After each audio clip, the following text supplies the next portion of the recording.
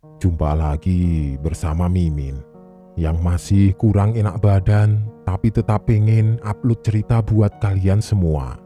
Penikmat cerita-cerita horor di channel spesial horor. Kali ini sebuah cerita horor dari akun Twitter Simple Man yang bercerita tentang misteri helai rambut panjang di kamar. Buat kalian semua. Bagaimana cerita selengkapnya? Langsung saja, buat kalian yang penasaran, silahkan disimak baik-baik. Dan semoga kalian terhibur. Salam sehat dan sukses selalu buat kita semua.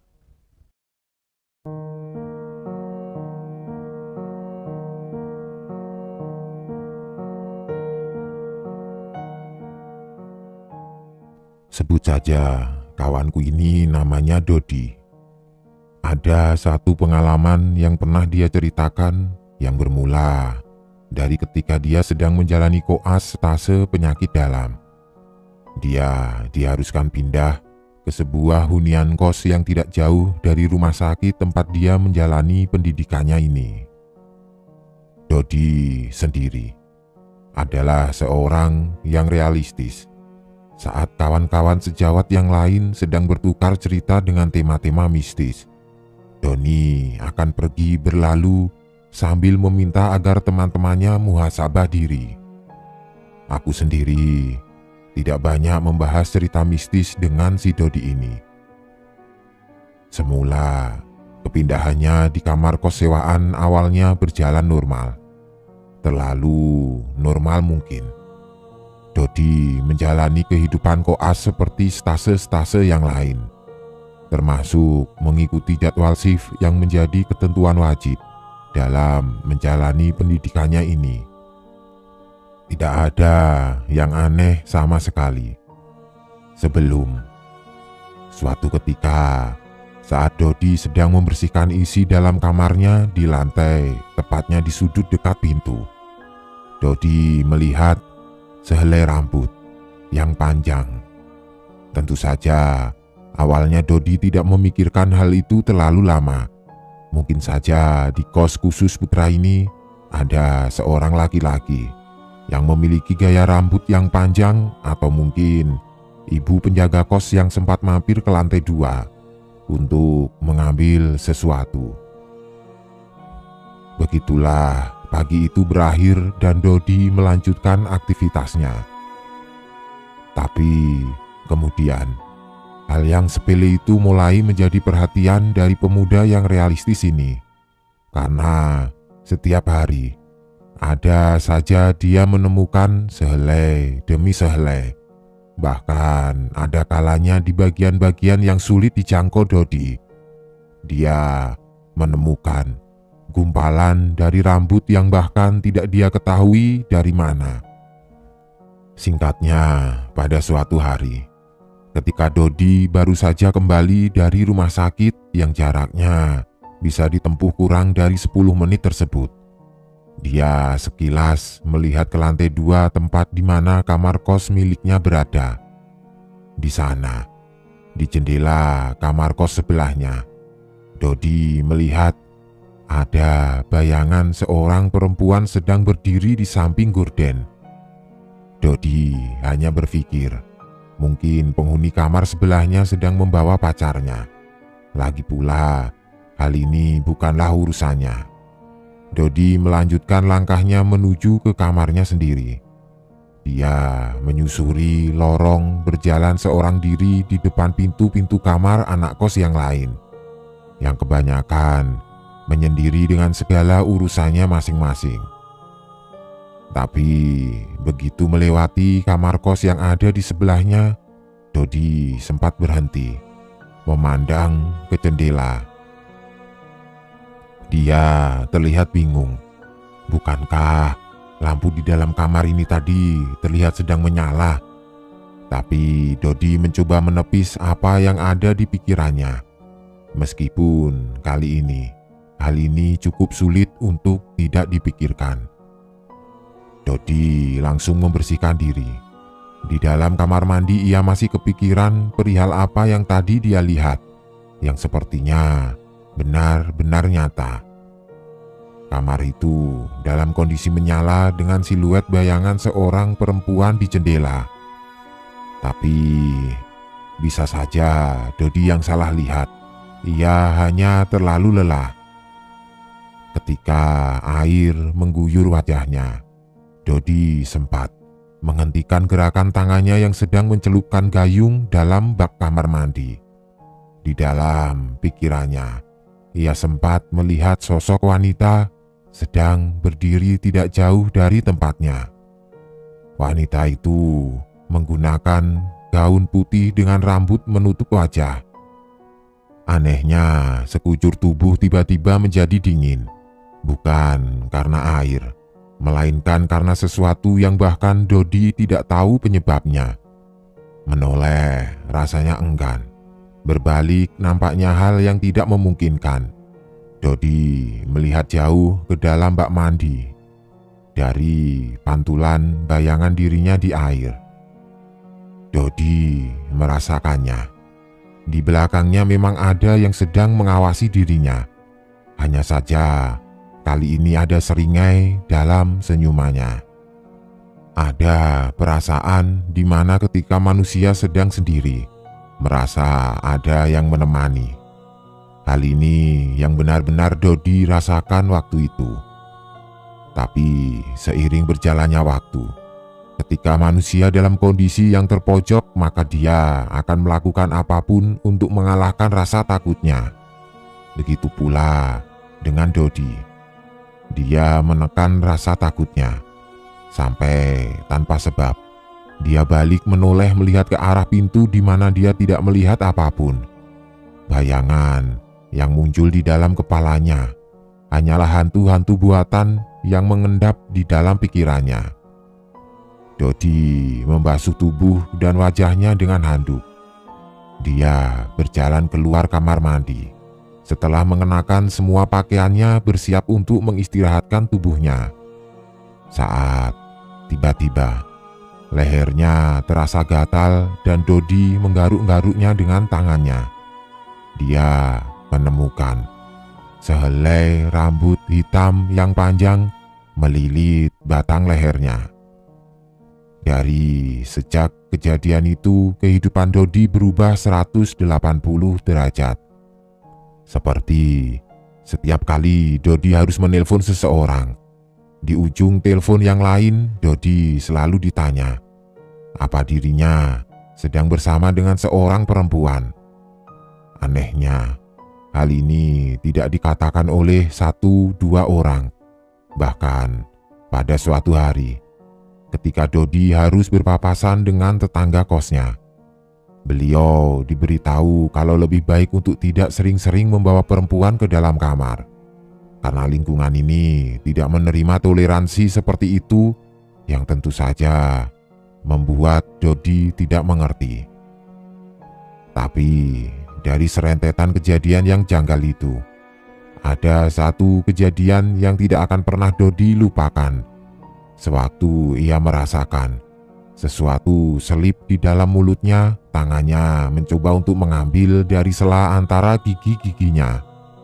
Di sana, Dodi menemukan ada sehelai rambut hitam yang sama. Puncaknya, Dodi jadi lebih sering banyak berpikir sehingga mengganggu jam istirahatnya. Ia juga mulai mencoba mengerti kalau mungkin saja sesuatu yang berbau mistis benar adanya. Sehingga Dodi memutuskan untuk mencari tempat kos lain. Tapi apakah semuanya selesai begitu saja? Ternyata tidak. Karena baru beberapa hari saja Dodi pindah tempat tinggal yang baru. Di bawah lantai, tepatnya di balik kasur matras miliknya, Dodi menemukan gumpalan rambut kusut yang semuanya berwarna hitam panjang. Apa yang menimpa Dodi membuat kawan sejawatnya, Faat, menjadi curiga.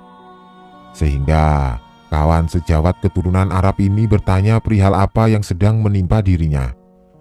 Konon si Faat bisa melihat kalau di sekeliling tubuh Dodi ada kepulan asap hitam yang beraroma seperti pada ari-ari janin baru lahir. Faat mendengar dengan serius setiap tutur kata Dodi. Entah kenapa, lelaki itu tidak sedikit pun menertawakan Dodi.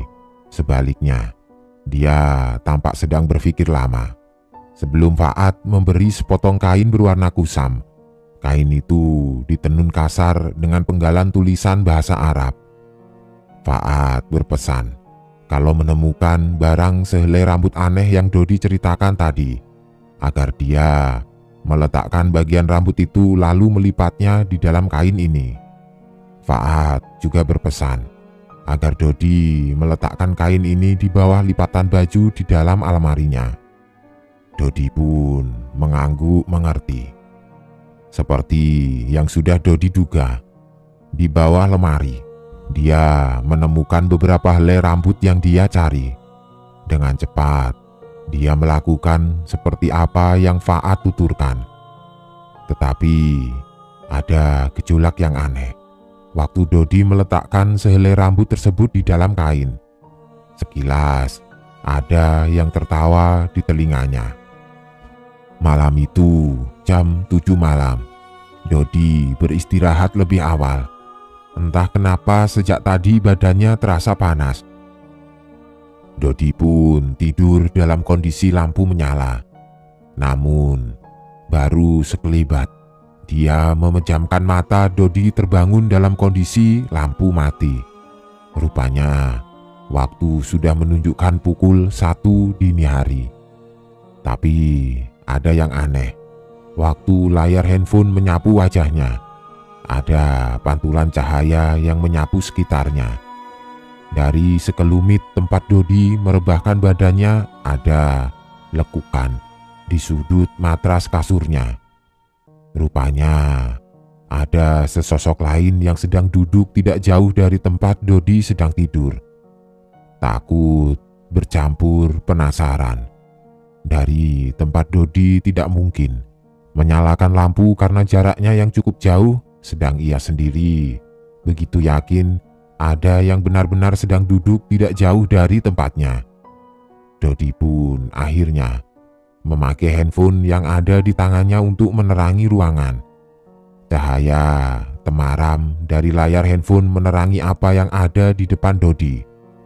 Di sana, dia melihat seorang wanita duduk anggun di atas matras kasur miliknya. Sayangnya, Dodi tidak bisa melihat wajah dari wanita misterius tersebut karena ia persis membelakangi dirinya. Dodi tidak berkata apa-apa, seolah bibirnya disirep oleh sesuatu, ketakutan, entahlah, karena waktu itu tubuh Dodi sudah mati rasa.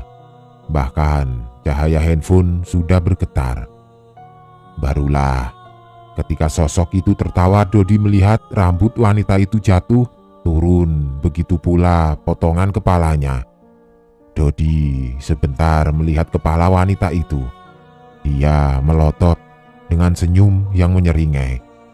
Wanita itu meliriknya, dan seketika Dodi tidak sadarkan diri, jangankan lari.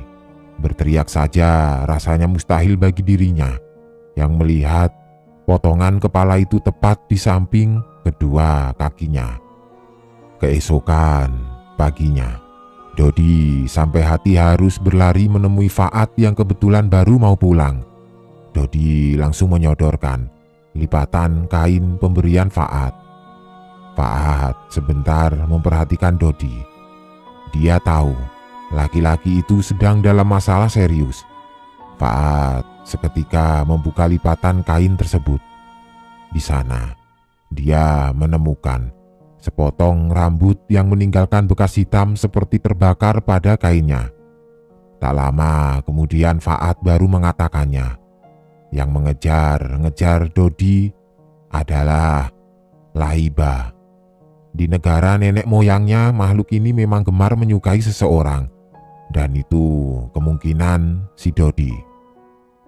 Faat hanya menepuk bahu Dodi. Kemudian dia bersiap untuk pergi, tapi sebelum pergi tentu Dodi bertanya perihal apa yang harus dia lakukan. Faad lalu berkata kalau Dodi perlu tidur, itu saja. Faad meyakinkan Dodi kalau dia akan minta tolong sama abahnya. Dia tahu harus bagaimana. Siang itu Dodi harus melanjutkan koasnya. Faad sudah mengambil shift malam. Maka shift pagi sampai sore Dodi yang harus menghandle semuanya. Di situ Dodi sempat merasa janggal. Waktu menemani konsulen di salah satu kamar pasien, ada satu wanita tua yang terus melotot mengikuti Dodi. Bahkan ketika si konsulen menanyai si wanita itu, beliau lebih banyak diam, hanya melihat ke tempat Dodi dengan sorot mata yang membingungkan. Tapi satu yang Dodi tidak akan lupa adalah wanita tua itu sempat membuka mulutnya. Di salah satu garis giginya ada sehelai benang atau rambut. Sampai malam, badan Dodi sebenarnya sudah terasa letih. Tapi karena alasan khusus dia belum juga pulang. Sementara teman sejawat lain tampak sedang sibuk. Waktu menunjukkan pukul 9 malam, di mana Dodi menunggu salah satu temannya. Niat hatinya ingin numpang tidur. Sewaktu Dodi berjalan di lorong rumah sakit yang entah kenapa waktu itu lebih sepi dari biasanya, dia melihat seseorang sedang duduk di sebuah kursi tunggu. Seorang wanita yang memakai kerudung dengan tongkat yang disandarkan pada tubuhnya. Dodi berpikir itu mungkin keluarga pasien. Dodi sudah menyampirkan jas dokter miliknya. Niat hati beliau ingin menyapa, tapi Dodi kemudian berhenti. Sewaktu tahu kalau si nenek rupanya sedang dalam posisi tidur. Jadi Dodi pun melanjutkan langkah kakinya. Ia mencari suster agar setidaknya memberi selimut kepada nenek tersebut.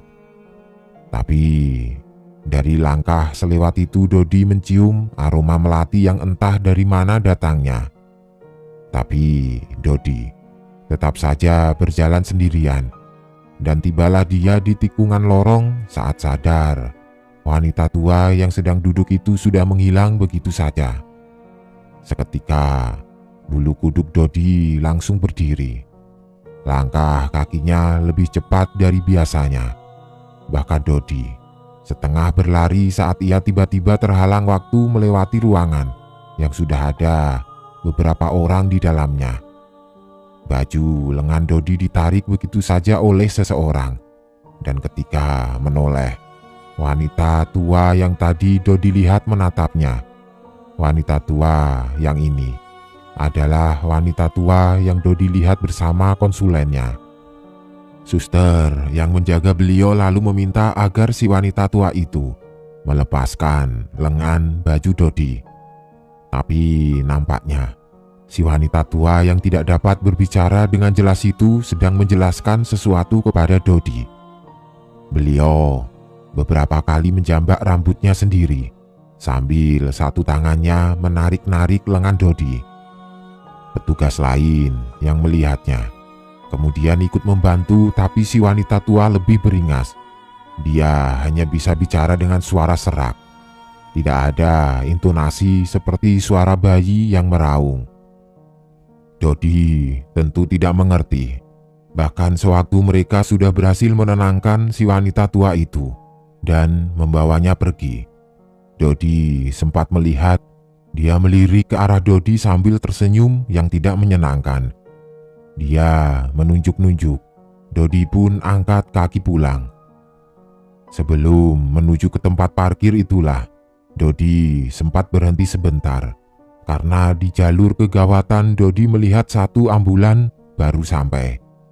Dan ketika petugas mulai berkerumun datang, Dodi melihat di atas kereta pasien ada wanita tua sedang terbaring. Kondisi waktu itu tampak urgen.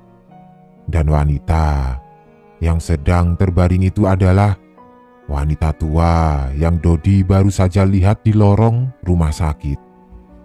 Dodi seketika mematung sebentar sebelum lehernya mengencang. Ia buru-buru lari sambil menelpon teman sejawatnya. Tampaknya pulang ke tempat kos sama saja bunuh diri. Sampailah Dodi di tempat kontrakan temannya, sebut saja Angge. Dia sempat melihat kedatangan Dodi dari lantai 2. Tak lama setelah dia turun, Angge justru melihat ke arah mobil Dodi dengan tatapan yang aneh. Dodi pun akhirnya ikut melihat. Ketika dia ditanya ada apa, Angge bilang di kursi sebelah Dodi tadi dia melihat ada wanita rambut panjang sedang duduk. Dia kira Dodi datang dengan seseorang. Dodi yang mendengarnya hanya tersenyum canggung. Lagi-lagi bulu kuduknya berdiri. Jadi tibalah waktu mandi. Dodi sudah melepas semua pakaiannya. Dikontrakan rumah si Angge menggunakan shower, berbeda dengan kos tempatnya. Nah, pada waktu itu suara handphone si Dodi menyala. Ketika diangkat rupanya si Faat. Faat bilang agar kalau nanti ketika Dodi mandi, agar dia menggunakan ember saja. Jangan pakai ubin mandi seperti di kos tempatnya. Katanya hal ini dilakukan agar Dodi bisa lebih tenang saja. Tidak hanya itu saja, nanti malam Faat mau bicara serius, dan karena hal ini mendesak, Dodi yang mendengarnya sempat melihat ke shower yang memancarkan air. Tapi setelah handphone ditutup, Dodi berusaha nampak biasa saja. Apa yang Faat katakan soal bak mandi bawah rasanya mengada-ada. Mungkin saja anak itu sedang ingin mengerjainya. Selain itu, kenapa waktunya bisa pas ketika dia sedang mandi? Jadi, sewaktu Dodi membasuh tubuhnya, air turun dari atas kepala sampai ujung kakinya. Lama-lama, di bagian kulit punggungnya, Dodi seperti merasakan ada yang menyentuhnya. Menggunakan ujung jari. Lembut dari atas leher sampai pinggang, tapi Dodi masih belum yakin. Bisa saja itu air. Tapi lama-kelamaan, rasanya bukan seperti sentuhan lagi, tapi benda kasar yang menggelayut dari atas ke bawah. Dodi merasakan sentuhannya benar-benar mengganggu. Dodi pun berhenti sempat mematikan air shower, namun waktu dia menoleh, tidak ada siapapun di sana. Dodi pun menyelesaikan semuanya. Ia mengambil pakaian miliknya di kamar. Angge sedang menonton TV di ruang tengah. Hanya ada satu kamar tempat Dodi sedang membereskan pakaiannya. Ketika dia mau menyampirkan jas kedokterannya, Dodi melihat ada yang aneh pada saku bagian bawahnya. Ia pun merogohnya dengan satu tangannya. Dan ketika benda itu ditarik, Dodi termangu diam sebelum berteriak yang membuat Angge sampai harus berlari datang. Di sana, dia melihat Dodi melempar jas kedokterannya. Sementara di atas ranjang ada segumpal rambut berwarna hitam putih. Mungkin karena terbawa emosi, Dodi bertanya di mana dia boleh membakar rambut itu. Tapi si Angge mencoba untuk menenangkan Dodi. Ia belum tahu saja kalau Dodi sedang dalam kondisi tidak stabil. Jadi si Angge mengambil gumpalan rambut itu dengan tangannya, membawanya ke belakang. Angge menjelaskan, rambut adalah bagian yang sakral, tidak boleh dibakar. Bahkan di Jawa, rambut itu bagian paling penting yang dimiliki manusia. Tak hanya itu saja, rambut dan gigi adalah dua bagian yang paling lama terurai di tanah. Angge lebih setuju kalau Dodi menguburkannya. Setelah Angge menguburkannya, Angge mengajak Dodi kembali. Ia mau tahu apa yang membuat Dodi sampai harus mau tinggal di sini. Padahal dari jarak rumah sakit saja tempat Dodi lebih dekat. Dodi mau bercerita. Tapi tiba-tiba Angge keluar, katanya HP-nya berbunyi. Dodi mengangguk. Ia lalu merebahkan sebentar tubuhnya di atas ranjang. Siapa yang menduga? Karena mungkin kelelahan, Dodi tiba-tiba sudah tertidur saja malam itu. Dodi baru terbangun sekitar pukul 2 dini hari. Wajahnya tampak kacau sekali. Sewaktu Dodi mengecek handphonenya, di layar dia melihat Faat sudah mencoba menghubungi lebih dari 5 kali. Tapi sama sekali tidak tersambung. Dodi mencoba menelpon balik tapi tidak diangkat. Di situ Dodi lalu teringat dengan Angge. Dia tidak tahu kemana anak itu. Maka keluarlah Dodi. Tapi langkah kakinya terhenti di pintu saat tahu Angge sedang duduk di kursi menonton TV. Dodi pun urung memanggilnya.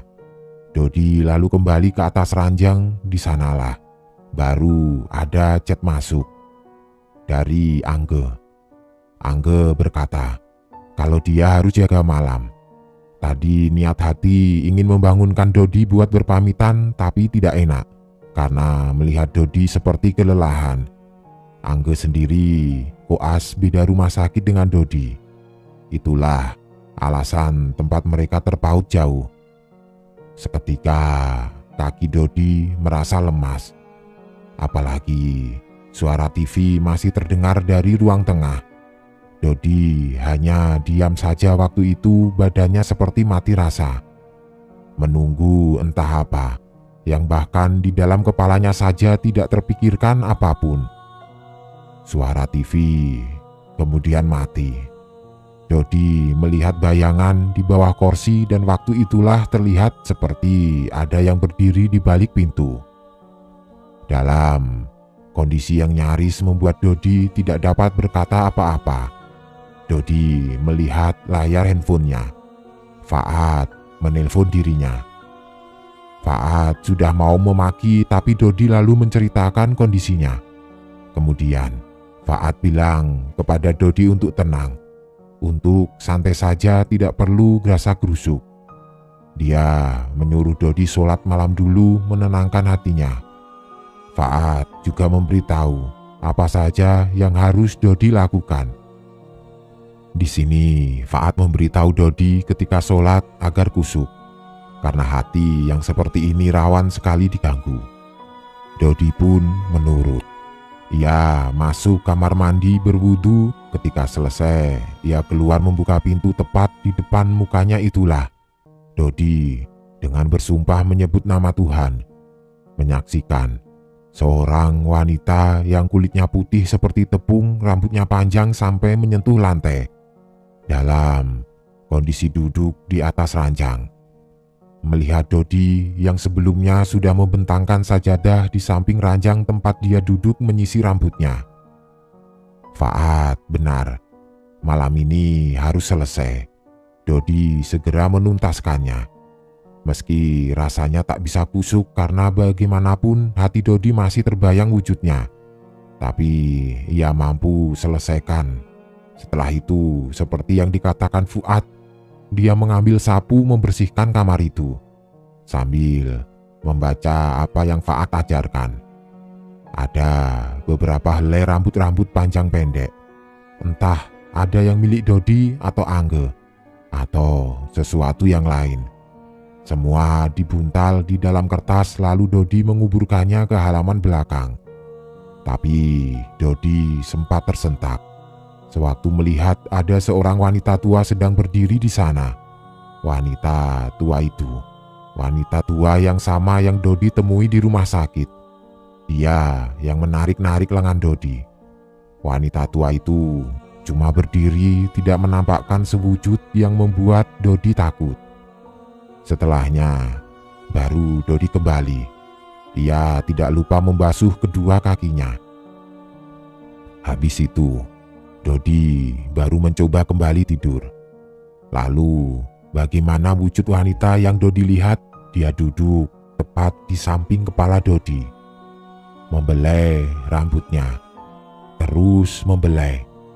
Faat bilang keesokan pagi semuanya akan selesai. Tidak akan ada lagi yang mengikuti Dodi. Ketidakpercayaannya yang awalnya memancing makhluk itu.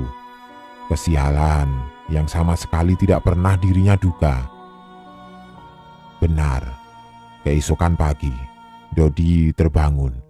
Dia melihat Angge yang baru saja pulang dengan wajah lelah. Dodi tidak menceritakan perihal apapun. Pagi itu Dodi kembali ke kamar kos miliknya. Di atas ranjang miliknya Dodi menemukan apa yang dikatakan oleh Faat. Ada 3 putik kembang kantil. Dodi memunguti satu persatu, lalu menguburkannya. Setelah itu Dodi kembali pindah ke tempat kos yang baru. Kali ini dirinya sedikit merasa tenang. Kembang kantil itu adalah tanda bahwa Laiba melamarnya. Kalau Dodi membuangnya begitu saja itu artinya dia menerimanya. Namun berbeda kalau dia menguburkannya, sebuah penolakan yang halus agar Laiba tidak lagi mengikuti dirinya. Pasca bertemu dengan Faat, dia menyampaikan ada nenek-nenek yang kemarin meninggal katanya sebelumnya. Sempat ada insiden dengan Dodi. Kebetulan ketika detik terakhir si nenek itu pergi, Faat diberitahu segumpal rambutnya diselipkan di saku jas dokternya. Kalau Dodi tahu, rambut itu seharusnya dia simpan karena nenek itu seperti tahu ajalnya tiba dan cara terakhir yang bisa dia lakukan sebagai ucapan terima kasih diterima di rumah sakit ini adalah menemani Dodi dari Laiba. Tapi ya sudahlah, semua sudah selesai. Koas stase ini pun berakhir.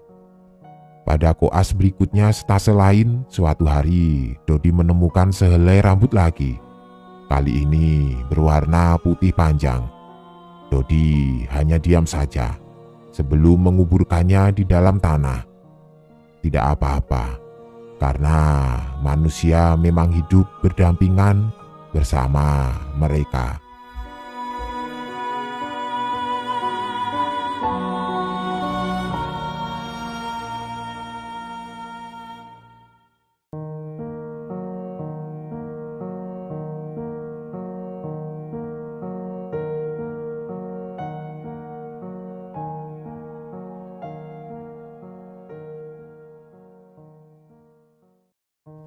Satu lagi cerita horor dari akun Twitter Simple Man akan Mimin bawakan buat kalian semua, teman-teman penikmat cerita horor di channel Spesial Horor.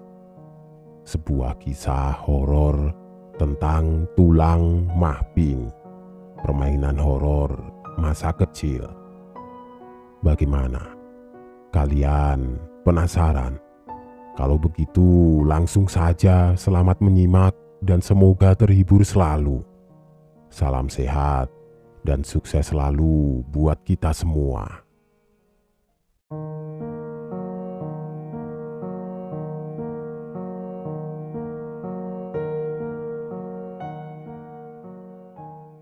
Bicara malam Jumat membuat aku selalu ingat dengan beberapa kenangan sewaktu aku masih anak-anak. Dulu, aku punya beberapa teman dekat. Kemanapun kami berada selalu bersama-sama. Entah itu bermain atau sekedar melakukan tindakan yang biasa dilarang oleh orang tua kami. Salah satunya tentu saja menerobos masuk ke dalam pabrik gula yang dulu benar-benar ditutup total setelah masa kebangkrutan. Tapi malam ini aku tidak akan bercerita tentang pabrik gula, melainkan sesuatu yang lain yang kalau aku ingat sekarang membuat aku tidak habis pikir. Teman sepermainanku waktu itu, Reski, anak laki-laki yang lebih muda setahun dari usiaku. Lalu Andi, entah Berapa kali aku menyebut anak ini dalam cerita-ceritaku yang dulu dan yang terakhir. Endah, aku pikir nama ini cukup familiar kalau kalian sering mendengarkan cerita-ceritaku. Singkatnya, di antara kami berempat, Endah adalah salah satu anak yang paling betik, nakal, karena selalu menelurkan ide-ide di luar nalar. Ditambah lagi, Endah memang memiliki sesuatu yang tidak banyak dimiliki oleh anak seusianya. Iya, Endah bisa dibilang memiliki semacam anugerah. Anugerah melihat sesuatu yang seharusnya tidak dirinya lihat. Mengetahui sesuatu yang tidak seharusnya juga dia tahu. Endah spesial bagi kami. Dan disinilah awal mula dari salah satu ide sintingnya muncul, yang membuat kami semua sempat jadi bulan-bulanan tetangga waktu itu. Jadi, waktu itu ada salah satu tetanggaku yang meninggal, seorang laki-laki tua yang tinggal di pelengsengan pabrik gula. Tempat ini dulu rumah yang diberikan untuk para pekerja pabrik gula sebelum bangkrut. Tempatnya terasing dan cukup menakutkan karena ditumbuhi pohon-pohon tinggi. Sebut saja nama beliau Mbah Warjo. Kami sangat teramat mengenal beliau karena Mbah Warjo adalah seorang laki-laki tua yang memiliki temperamen mudah sekali marah. Terutama bila kami secara tidak sengaja memungut buah mangga yang jatuh di salah satu pohon yang ada di sekitar rumahnya. Beliau tidak segan memaki, meneriaki, bahkan memukul kami dengan sapu ijuk bila ketahuan memungut buah mangga di depan rumahnya. Wajah beliau keras, tegas dengan kepala botak dan badan kurus kering, membuatku masih mengingat dengan jelas postur wajahnya sampai saat ini. Singkatnya, siang itu kami dikagetkan dengan kabar meninggalnya Mbah Warjo. Lalu, sebagai orang desa, tentu saja banyak orang hadir untuk membantu pemakaman beliau. Begitupun dengan kami. Di sini awal mulanya, di mana kami yang masih anak-anak masih belum tahu tentang batas kenakalan. Sewaktu prosesi pemakaman selesai, dalam perjalanan pulang ke rumah, Endah, bocah laki-laki yang paling dablek itu, tiba-tiba saja terpikirkan dengan sebuah mitos yang dulu sering jadi pembicaraan anak-anak di desa kami, yaitu kami bisa mendengar nasib dari Mbah Warjo di alam kubur. Aku tidak tahu bagaimana kalian yang tinggal di Jawa memanggil permainan ini. Jadi, awalnya ini semacam permainan saja untuk menguji mental anak-anak yang dilakukan oleh para remaja ke anak yang lebih muda. Kami memanggilnya dengan sebutan tulang mahping, yang bila diartikan menjadi pituh, lang, mah lemah, ping kuping. Pitu artinya 7, lang artinya langkah, mah lemah tanah, ping kuping telinga, yaitu pergi ke kuburan pada malam hari untuk mendengarkan sesuatu yang ada di tanah 7 langkah dari makam Mbah Warjo. Untuk berjaga-jaga, disclaimer, jangan melakukan hal seperti ini. Perbuatanku waktu itu memang tidak patut untuk ditiru. Selain itu, perlakuan seperti ini sama sekali tidak baik karena tidak menghormati ahli mayit. Selain itu, ada timbal balik yang tidak menyenangkan. Sebelumnya, aku beritahu lagi, aku berasal dari keluarga kejawen yang sangat kuat. Keluargaku salah satu yang paling dituakan di desa, sangat dihormati. Tapi keluarga Endah lebih jauh kejawennya. Bahkan sebegitu kejawennya keluarganya sampai membuat orang takut. Jadi permainan tulang mahping yang biasa adalah dengan melangkah 7 kali dari makam yang baru. Lalu mendengarkan tanah dengan cara menempelkan telinga. Konon, yang berhasil akan bisa mendengar suara-suara, seperti jeritan kesakitan atau sesuatu yang kita tidak tahu dari mana asalnya. Tapi, yang akan kami lakukan bukan tulang mahping yang biasa. Endah memiliki ide lebih tidak masuk akal lagi, yaitu sebelumnya dia membuat boneka jelangkung yang dipakaikan baju curian dari rumah milik almarhum. Waktu itu sebenarnya kami semua sudah menolak, tapi tidak ada yang berani. Singkatnya, lepas Isya kami sudah berkumpul di belakang rumah Endah. Tepatnya di kebun singkong tempat kami memang biasa berkumpul. Endah pamer boneka jelangkungnya. Dia bilang kalau dia sudah bertanya pada boneka itu, kalau tulang mahpingnya kami harus berjalan ke arah timur. Maka jam 9 malam, kami bersiap berangkat ke kuburan. Waktu itu jalanan desa belum ada yang memiliki lampu jalan. Jadi benar-benar gelap, sunyi, sepi. Sebelumnya juga Endah mengurap tubuh kami dengan minyak wangi. Katanya biar berhasil mendengar teriakan siksaan dari almarhum. Aku masih ingat dengan jelas. Waktu itu angin berhembus kencang. Jadi begini, ada angin tertentu yang ketika dirasakan itu membuat badan terasa tidak nyaman. Seperti itulah perasaan yang aku rasakan. Kalau malam itu seolah seperti sudah memberi tanda agar kami tidak melanjutkan. Tapi tidak ada yang bisa menghentikan Endah waktu itu. Ditambah kami saling adu gengsi. Kalau hal seperti ini tidak akan membuat kami ketakutan sama sekali. Lagi pula, siapa yang peduli dengan almarhum yang sewaktu beliau masih hidup memperlakukan kami dengan cara yang tidak baik. Sampailah kami berempat di gerbang kuburan desa. Kalau kalian sering mendengar ceritaku, sebelum sampai di kuburan kami harus melewati kebun bambu yang benar-benar mencekam. Karena suara berkerietnya itu saja bisa membuat jantungku rasanya mau copot. Beberapa kali juga aku merasa seperti sedang diawasi dari sekat pohon-pohon bambu, seperti ada yang mengintai kami. Namun, sekali lagi, kami berusaha menekan perasaan takut dengan cara kami sendiri-sendiri. Hanya Endah yang berjalan tenang tanpa mempedulikan sekitar. Akhirnya kami berjalan melewati nisan-nisan kuburan di bawah pohon-pohon kamboja. Kami berjalan menuju ke makam Mbah Warjo yang masih harum aroma bunga yang ditabur. Di sanalah kami mulai melihat Endah mengelus batok nisan makam Mbah Warjo. Endah seperti berbicara sendiri.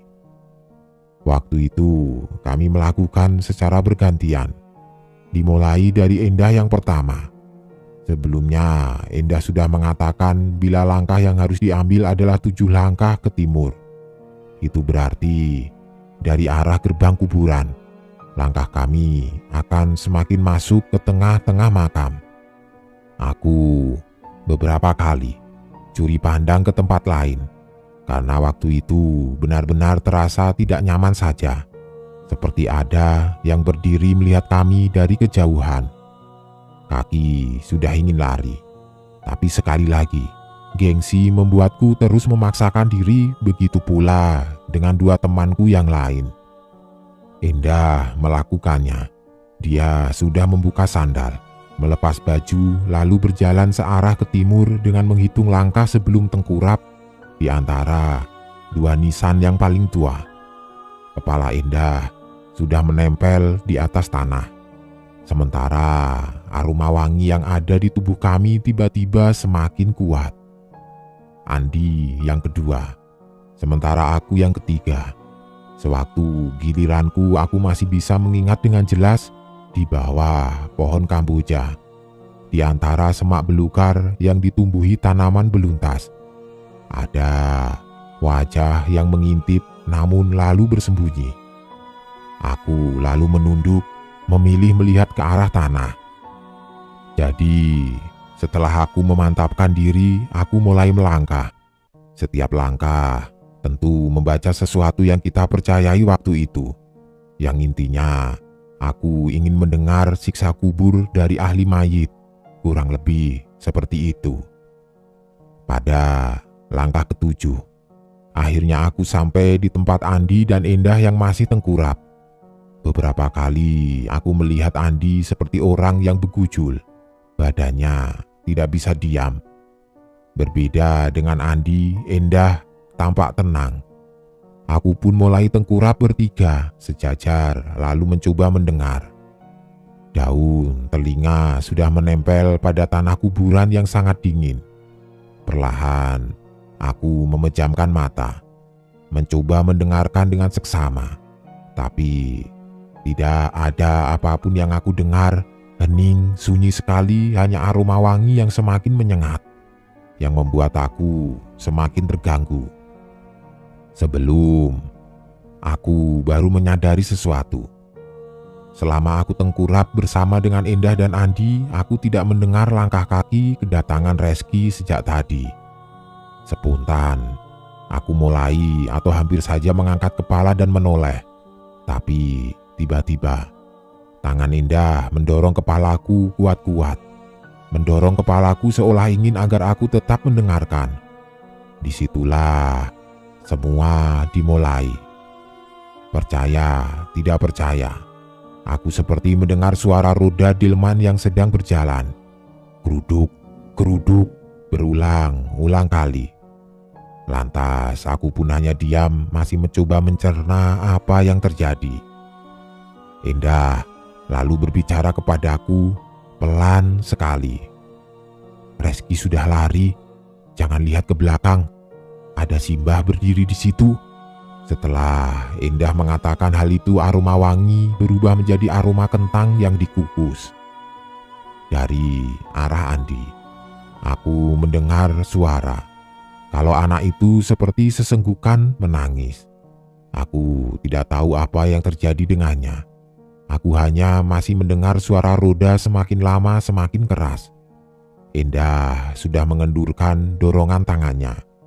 Namun, aroma kentang kukus semakin menyengat. Leher merinding luar biasa. Sampai akhirnya lama-kelamaan suara itu mulai menghilang. Saat itulah Endah berdiri membangunkan kami lalu berkata, "Itu tadi Simbah dijemput keranda mayat. Ayo pulang." Kami pun bergegas pulang. Dalam perjalanan pulang, aku bertanya kenapa sejak tadi anak itu, Andi, menangis. Rupanya dia mendengar suara orang tua sedang menjerit-jerit meminta ampun terus-menerus. Tapi anehnya aku tidak mendengar apapun. Sedangkan Endah sejak tadi mesem-mesem sendiri. Kapok, katanya, jauh dari gerbang kuburan. Disitulah aku melihat Reski berdiri menunggu kami dengan kaki nyeker. Sejak tadi wajahnya pucat pasi. Dia ingin menjelaskan sesuatu kalau tadi dia melihat sosok tinggi besar. Tiba-tiba duduk di makam sebelah Mbah Warjo. Sosok itu menggerang marah. Sontak bocah itu lari tunggang-langgang padahal dia sudah melepas sandal. Kami pun berlari ke rumah Endah. Siapa yang menduga sebelumnya? Semua ini belum selesai. Dari saku celana pendek Endah, dia menunjukkan tanah kuburan kepada kami. Alamak, pasti si Sinting ini mau buat ulah lagi. Rupanya benar dugaan kami. Tanah kuburan itu milik Mbah Warjo. Endah mengatakan, tanah itu untuk mengurap kepala batok kelapa jelangkung miliknya. Kami bertiga sempat protes karena Endah mengatakan kalau sekarang harus pergi ke rumah almarhum di mana itu berada di tanah pabrik. Kami bahkan sempat bersitegang di mana aku dan dua yang lain pun menolak keras ide ini. Namun Endah berkata, sampai 40 hari almarhum jangan salahkan dia. Kalau jin korin almarhum sampai mendatangi kamar mereka terus-menerus. Hal ini sontak membuat aku akhirnya melunak. Berangkatlah kami berbekal membawa benda yang sejak tadi membuat perasaanku tidak nyaman. Terlebih, rumah almarhum berada di ujung tanah pabrik yang mana tempat paling wingit di sebelah timur pabrik gula. Apalagi Endah mau meletakkan benda itu di bawah pohon mangga depan kamar beliau. Endah langsung membakar boneka itu. Setelahnya, sisa abu bakaran benda itu dipendam ke dalam tanah. Namun, dari arah rumah almarhum yang sekarang kosong tidak berpenghuni. Sejak tadi, kami seperti mendengar suara orang berdeham batuk-batuk menyerupai Mbah Warjo ketika masih hidup dulu. Setelah itu, barulah kami pulang ke rumah masing-masing. Kami diwajibkan menghindari ruang tengah ketika pulang dan menyiram air kamar mandi ke ujung kaki, serta mencuci tangan dan menanggalkan pakaian hari ini. Karena malam itu, Mbah Warjo kabarnya pasti mendatangi kami semua. Seperti yang Endah katakan, sehari saja di dalam kamar yang waktu itu masih tidur bersama dengan kedua adikku. Dari luar kamar yang tidak berpintu, ada yang berjalan bolak-balik. Suara kakinya terdengar namun sosoknya tidak menampakkan diri. Itu adalah kali terakhir aku merasakan beliau. Keesokannya, Reski mengatakan dengan siapa saja dirinya pergi ke kuburan malam-malam hanya karena sandal yang ketinggalan. Rupanya kuburan Mbah Warjo ada yang mengacak-acak dan kamilah yang tertuduh melakukannya.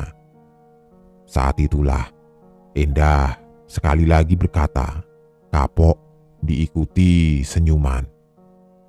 Hari itu aku tahu kalau Endah adalah anak yang pendendam. Pengingatku untuk tidak membuat masalah dengan dirinya. Sejak saat itu, kami semua menjadi anak-anak paling banyak dibicarakan di desa, bahkan dijauhi selama beberapa bulan.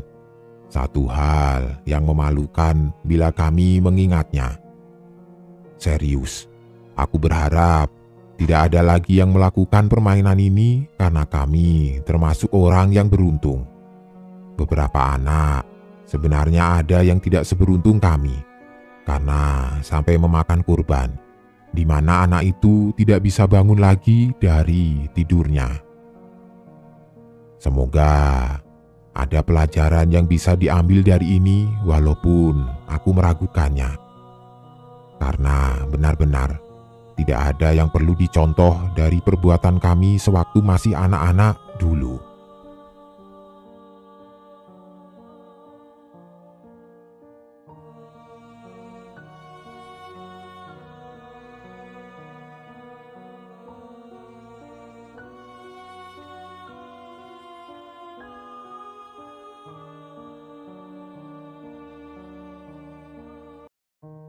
Teman-teman penikmat cerita horor di channel Spesial Horor, bagaimana kabar kalian hari ini? Semoga selalu sehat, bahagia selalu, rezeki berlimpah. Kali ini Mimin akan membawakan sebuah cerita horor dari akun Twitter Simpleman tentang misteri horor ketukan 3 kali ketika sedang sendirian. Buat kalian yang masih berani, silakan menyimak dan siap-siap merinding. Salam horor.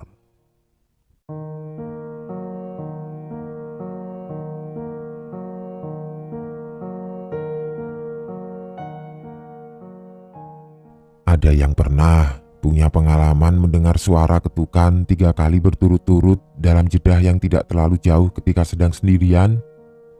Jadi, ketukan 3 kali ini sebenarnya memiliki arti tersendiri, bukan sekedar ketukan biasa.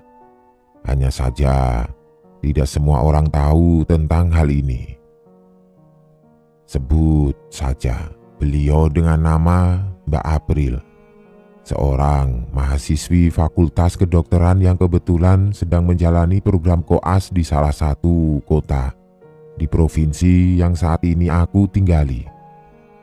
Waktu itu Mbak April mendapat tugas di kota yang cukup jauh dari tempat kelahirannya. Berbekal informasi dari cutting Mbak April, beliau mendapat kos sementara yang berlokasi tidak jauh dari rumah sakit tempat beliau bertugas. Sebuah bangunan 3 lantai yang memang diperuntukkan bagi tenaga koas dari luar-luar kota. Juga ditinggali beberapa staf rumah sakit.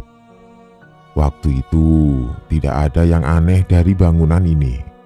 Semua tampak normal. Bahkan ketika Mbak April memeriksa ruangan-ruangan tempat beliau nanti akan menghabiskan waktu, tidak ada yang janggal sama sekali. Mengingat sebenarnya Mbak April ini memiliki sensitivitas yang lumayan.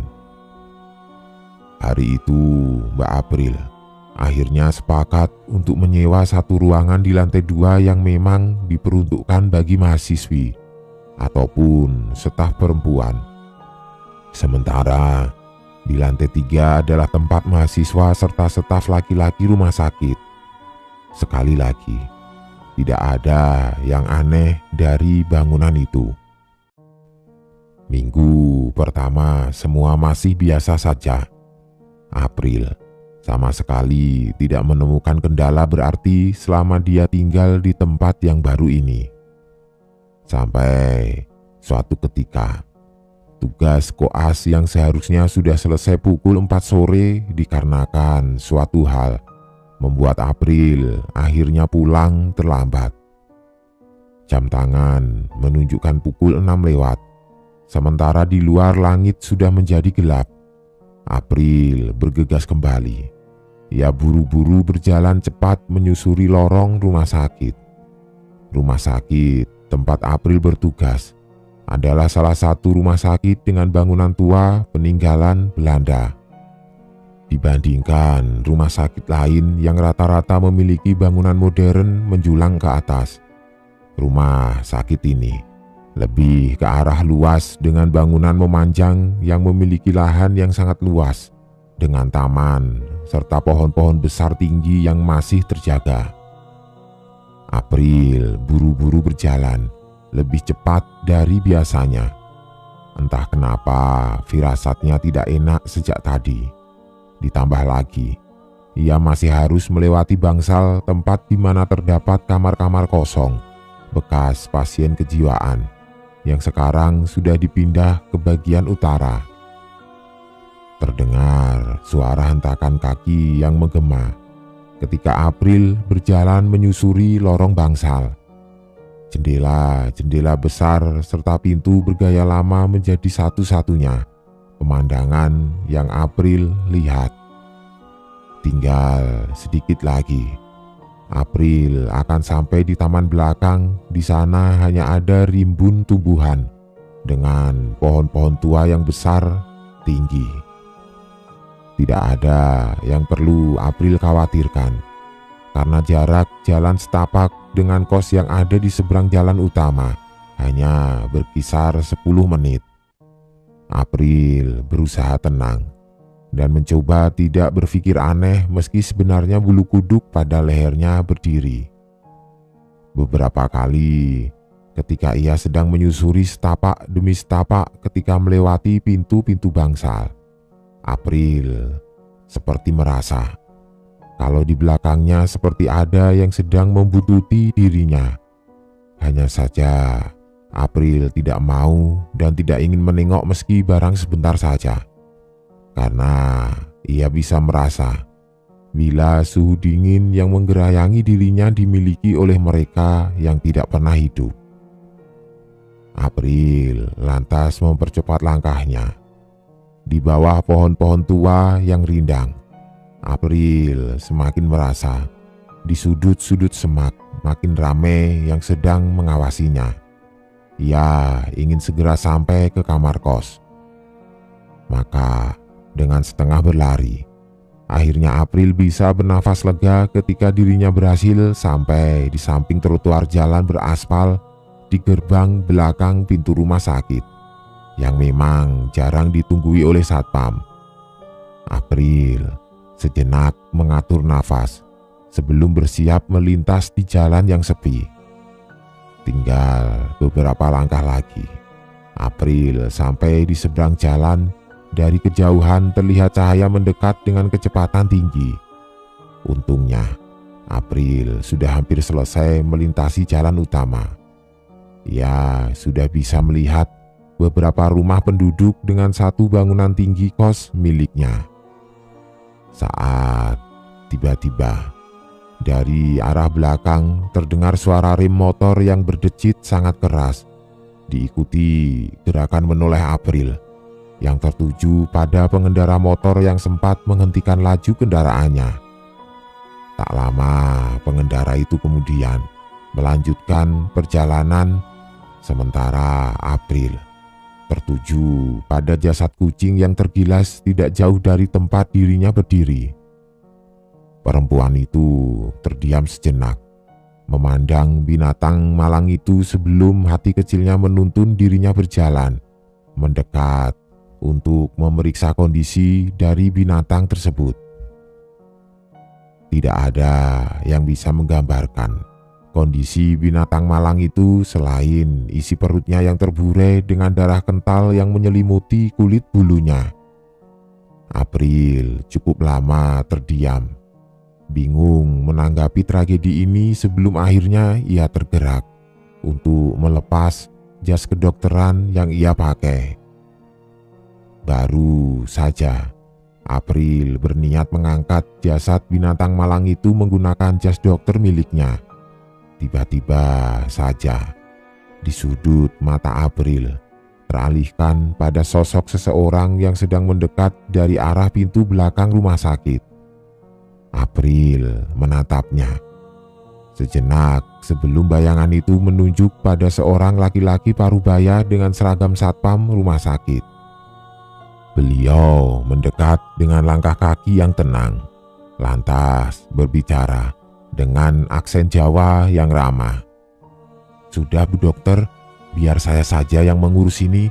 Bu Dokter, pulang saja." April sebenarnya merasa janggal dengan lelaki parubaya ini. Bukan bermaksud mencurigai, namun aroma wangi melati tercium menyengat dari tubuhnya yang membuat April tidak tahan menutup hidungnya. April tidak menjawab. Ia mengangguk sewajarnya sementara lelaki itu membungkus jasad hancur itu menggunakan pakaiannya. April sedikit canggung. Sewaktu akan pergi, namun hasratnya untuk lari tidak terbendung lagi. Tapi sebelum April melangkahkan kaki, satpam itu berbicara kepadanya. "Tidak usah takut, saya hanya kebetulan lewat sini. Tapi Bu Dokter, di kamarmu jangan dihirau kalau ada yang mencoba menunjukkan wujud." April pergi. Ia meninggalkan lelaki parubaya itu yang berdiri sambil masih menatapnya. Pada lantai pertama bangunan kos, setelah melewati pagar adalah tempat parkir penghuni kos. April lalu menapaki anak tangga. Di dalam kepalanya ia tidak bisa berhenti memikirkan kata-kata si lelaki. Entah kenapa, kata-kata lelaki itu seperti memberi gestur memperingatkan. Namun April tidak pernah tahu maksud di balik kata-katanya. Ia berjalan melewati dua kamar penghuni kos yang sudah gelap gulita. Kamar April sendiri ada di ujung kedua di samping kating koas. Ia harus melewati dapur umum dengan meja di tengah yang biasa dipakai penghuni kos untuk makan. Sewaktu menyusuri lorong di antara kamar-kamar kos, April tiba-tiba mendengar suara ketukan yang keras. Ketukan itu terdiri dari 3 suara yang berkesinambungan tanpa jeda. Duk, duk, duk. Suaranya menyerupai benda keras yang dipukul-pukul dengan begitu intens. Jeda berhenti tepat setelah 3 ketukan yang secara berurutan. Tidak lama kemudian, dari jauh April melihat bayangan seorang wanita sedang duduk membelakangi dirinya di kursi meja makan. Lantas April mendekat. Ia melihat seorang wanita mengenakan pakaian berwarna biru sedang menunduk. Rambutnya panjang sepunggung. Di hadapan si wanita yang tidak April kenal tersebut, terdapat cobek kecil yang kosong. Namun, terus-menerus dipukul oleh si wanita menggunakan ulekan. Hal itu tentu saja janggal. Untuk apa? Selepas maghrib seperti ini ada yang melakukan hal ini. April berniat mengacuhkannya. Ia tidak mau dan tidak peduli dengan urusan orang lain. Namun, baru beberapa langkah April melewati si wanita, tiba-tiba saja ia memanggil dirinya. "Mbak." April menoleh. Melihat mata si wanita yang terlihat lelah, ia berkata-kata dengan sopan. Suaranya 3 kali, biasanya jam 1 dini hari. Tidak perlu didengar, tidur saja. Itu pesanku. Si wanita mengatakan hal itu sambil tertawa kecil. Lalu melanjutkan, dirinya mengetuk-ngetuk ulekan di atas cobek. April lalu pergi.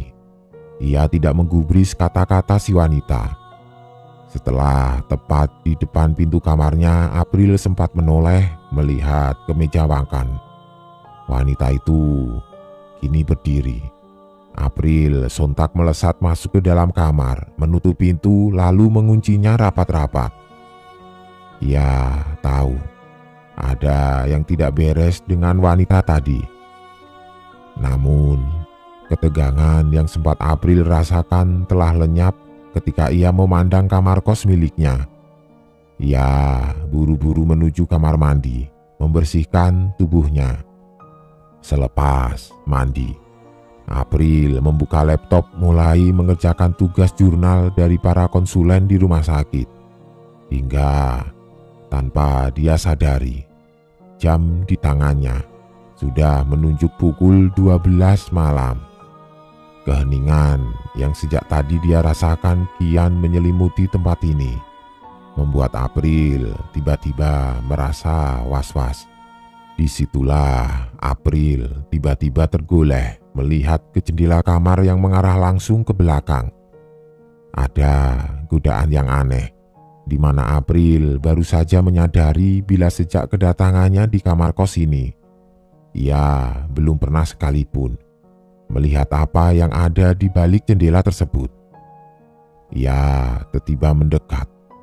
Gorden bermotif dengan warna coklat kini ada di hadapan April. Tangannya tergerak menyentuh lembut kain sebelum ia mulai menariknya ke samping saat tiba-tiba dari arah tembok samping kamar kating koas terdengar suara ketukan yang nyaris sama seperti ketukan yang April dengar tadi. Hanya saja suara yang April dengar ini jauh lebih lembut. 3 ketukan yang selaras dengan jeda yang tidak beberapa lama. Dek, dek, dek, seperti diketuk menggunakan ujung kuku. April awalnya mencoba meyakinkan dirinya sejenak apakah betul ia mendengar suara ini berasal dari kamar kating. Cukup lama April berdiri di tepi jendela. Sampai akhirnya suara itu tiba-tiba menghilang begitu saja, membuat April menaruh rasa penasaran siapa yang membuat suara seperti itu. Maka setelah sadar bahwa jam di tangannya menunjuk pada pukul 1 dini hari, April mematikan lampu, bersiap ke tempat tidur sebelum tiba-tiba tanpa ada alasan yang jelas. Lagi-lagi 3 suara ketukan itu mendadak terdengar lagi. Kali ini bukan berasal dari tembok kamar sebelah, melainkan dari arah jendela kamar yang tertutup gorden. Ya, tidak salah lagi.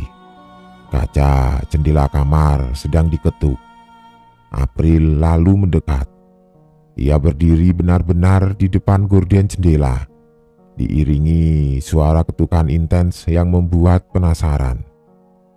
Tangannya mulai bergerak bersiap menyibak gorden, dan disitulah April dibuat semakin bingung karena tidak ada apapun yang dia lihat, hanya pemandangan gelap kebun rupanya. Di belakang bangunan ini hanya ada sebuah kebun kosong tidak terawat yang ditumbuhi banyak tumbuhan liar. April bersiap menutup kembali gorden sebelum ia tersadar. Di balik pantulan kaca jendela dengan kamar yang gelap, ia melihat wanita bergaun putih sedang menyisir rambut. Wanita itu menyisir rambut di atas tempat tidur. April lalu menutup gorden. Ia hanya berdiri, tidak sekalipun berani menoleh ke belakang. Baginya, ini bukan pengalaman pertama dia melihat hal seperti ini. Meski begitu, tidak membuatnya berani menghadapinya. Tidak beberapa lama kemudian, ketukan itu masih terdengar intens. Duk, duk, duk. Suaranya lebih jelas seperti meja yang diketuk. April masih berdiri, tidak menoleh sedikit pun. Cukup lama dia menunggu, sampai akhirnya suara itu menghilang dengan sendirinya. Meski tidak melihat dengan mata kepala sendiri, April bisa membayangkan di balik rambut panjang yang tengah disisir itu terbentuk sebuah wujud dari wajah wanita yang hancur lebur, melebihi luka bakar yang bahkan pernah April pelajari di mata kuliahnya dulu. Kini ia tahu sesuatu. Di balik sekat tempat tidurnya, pada dinding tembok putih tertulis ayat yang April ketahui.